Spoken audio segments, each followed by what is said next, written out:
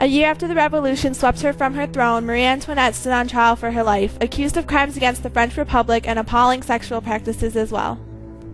She was nearing 38, but she appeared far older than her years. There remained barely a trace of the lovely, carefree Austrian princess who became the French queen while she was still a teenager. Marie Antoinette grew up at the Habsburg court in Vienna, Austria, born to a life of unimaginable wealth and unquestioned privilege.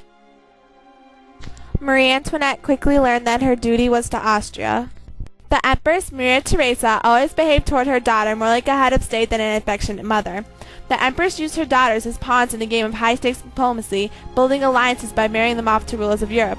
To cement an alliance between France and Austria, she wed her daughter Marie Antoinette to the future King of France, Louis XVI. When Marie Antoinette was just 14, she said goodbye to Austria forever and set out to conquer the French court. Marie Antoinette married Louis XVI on May 16, 1770 in the royal chapel of the Palace of Versailles. Like his bride, Louis was also a teenager, just 15, shy and introverted. Versailles was a monument to the glory of France and the absolute power of the king.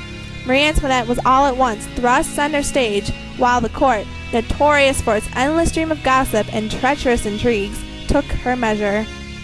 She was determined to please, and at first her youth and innocence won her many admirers. At Versailles, Marie Antoinette was expected to spend the rest of her life. Her role was to bear an heir to the French throne. Marie Antoinette never saw the real France, and never wanted to. Insulated from the bleak lives of the peasants in the countryside and the workers in the city, she lived in a fantasy world, cut off from the rest of France, untroubled by the inequality and injustice that it had been for centuries at the very heart of French society. On June 11, 1775, Marie Antoinette's 20-year-old husband was crowned King Louis XVI. Thus did Louis XVI inherit a monarchy in decline and financially unsound. After 7 years, Marie Antoinette gave birth to a baby girl, Maria Theresa, on December 19, 1778. Despite the fact that the country wanted a boy, Marie Antoinette was delighted. She said, "A son would belong to the state, but you shall be mine and have all my care. You shall share my happiness and soften my sorrow." Maria Theresa was followed by Louis Joseph, born in 1781. Louis allowed Marie Antoinette to refurbish the Petit Trianon and surrounding gardens in the English fashion and at a great expense. Here, she gathered her private life court and made her own rules. Even the king had to make an appointment to see her here. She gambled, hosted extravagant parties and plays in her own theater, where she often acted. But the queen was not allowed to have a private life, and the Petit Trianon caused a lot of gossip. Horrible rumors were spread about her, but she chose not to acknowledge them, which caused tragic consequences. Outside of Versailles, the people were restless, taxes were crushing, more and more peasants were losing their land. Increasingly, they were blaming the monarchy. Louis was powerless to help them. With France already deep in debt, he had drained the treasury further with supporting the American Revolution in order to weaken England. The queen remained blindly aloof and unaware. She failed to attend the basic duties expected to her as queen. She was rapidly becoming an object of hatred. By 1785, the queen image had grown so tarnished that no one believed her innocent, and she became the victim of an outrageous swindle by a group of thieves with connections to Versailles.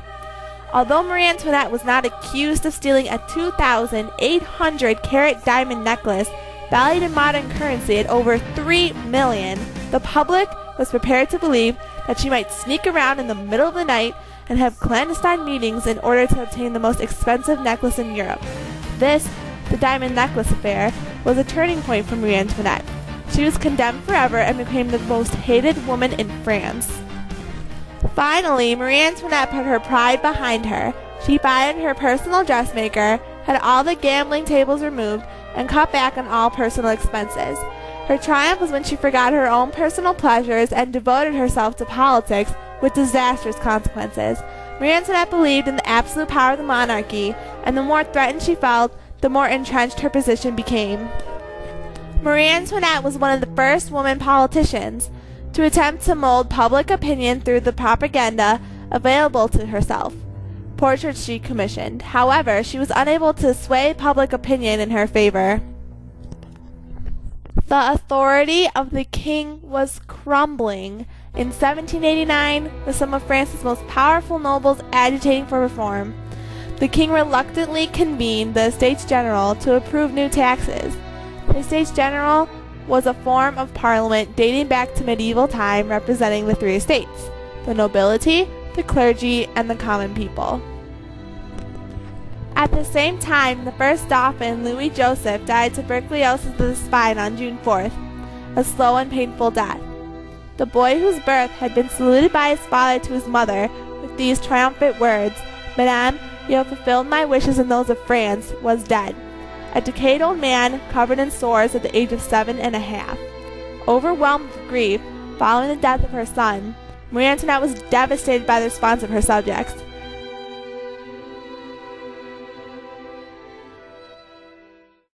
The Third Estate was so angered by the prospect of higher taxes and lack of representation in the Estates General that they walked out of the assembly.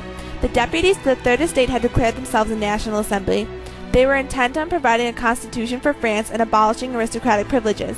The Queen called the National Assembly a pack of madmen.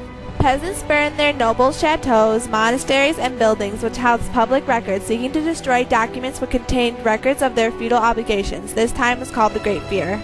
On July 14, 1789, some 900 Parisian citizens feared that the king, influenced by the Queen, would dissolve the newly formed National Assembly using force. So they stormed the Bastille prison to seize arms and ammunition. The Queen urged the king to flee to the border of Austria, but when he refused, she resolved to stay by his side. Aristocrats and clergy were stripped of century-old feudal privileges. The press was declared free, serfdom abolished, the rights of man proclaimed. Less than 3 months after the fall of the Bastille, a mob led by thousands of women marched toward Versailles demanding bread.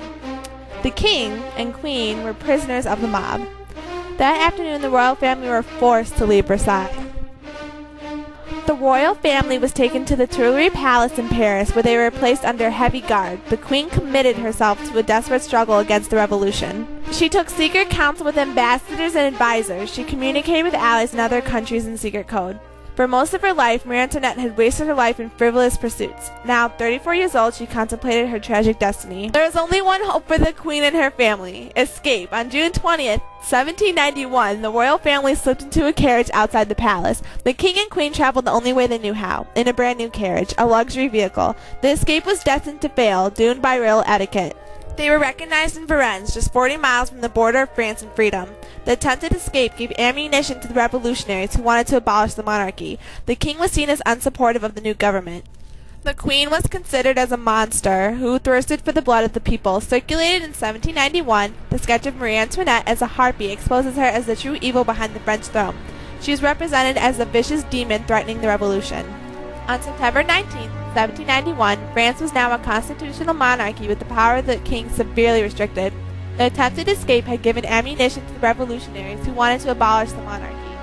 The queen was on the side of France's enemies. She wrote letters to her nephew, the Emperor of Austria, sending detailed accounts of French military plans. She wanted France to be defeated. The most important thing to her was to save the monarchy, whatever the cost.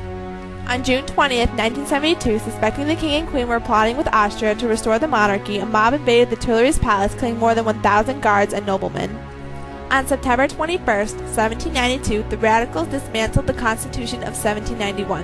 The king and queen of France became nothing more than ordinary citizens of the new French Republic. The monarchy, which had endured for nearly 1,000 years, was no more. Marie Antoinette and her family were transferred to the Temple prison. The nations of Europe were resuming hostilities with the revolutionary government. The royal family was now a liability. Now the only thing that Marie Antoinette had was her family. During the first week of September, a mob was on the rampage, invading cities' prisons, killing 20 people.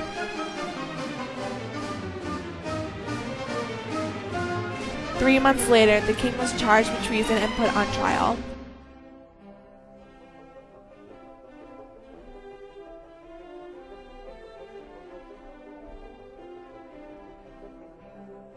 Louis XVI said goodbye to his family for the last time.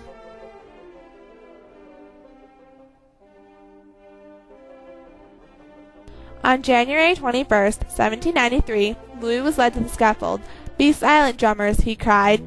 "Frenchmen, I die innocent. I pardon my enemies."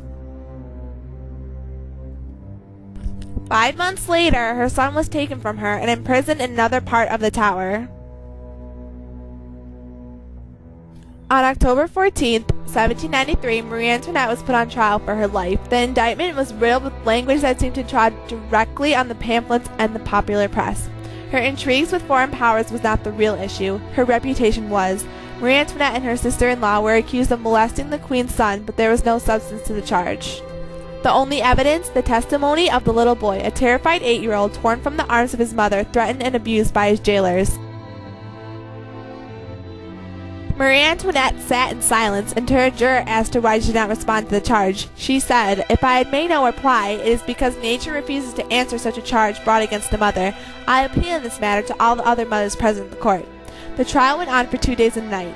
When the verdict came at 4, it was decided that Marie Antoinette was to be executed at noon that same day. Here, Marie Antoinette is shown as a lowly peasant and commoner. The French public would not dare kill a queen who threatened their independence, but portrayed in this way were able to execute her.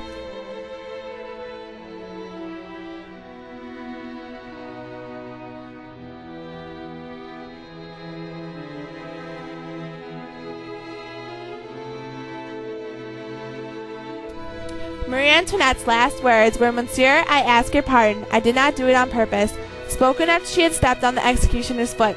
On October 16, 1793, Marie Antoinette was executed. Her head was exhibited to a cheering crowd, and then her body was buried in an unmarked grave. She was transformed to a legend by her terrible death. She became a myth because she was a frivolous woman who changed in spite of herself, and because her life ended in an abominable tragedy. After Marie Antoinette's death, the most powerful man in the French Republic, Robespierre, continued the reign of terror against the old aristocracy of France. An estimated 40,000 so-called enemies of the state were condemned to die, with or without trial, underneath the guillotine's blade until the reign of terror finally claimed its last victim, Robespierre himself. As a queen, she was a catastrophe because she makes a constitutional monarchy impossible. She was not willing to compromise. It's a story which goes between two extremes. She was a girl who only wanted to enjoy life with no responsibilities. By the end, everything she had was taken from her, everything and everybody she loved.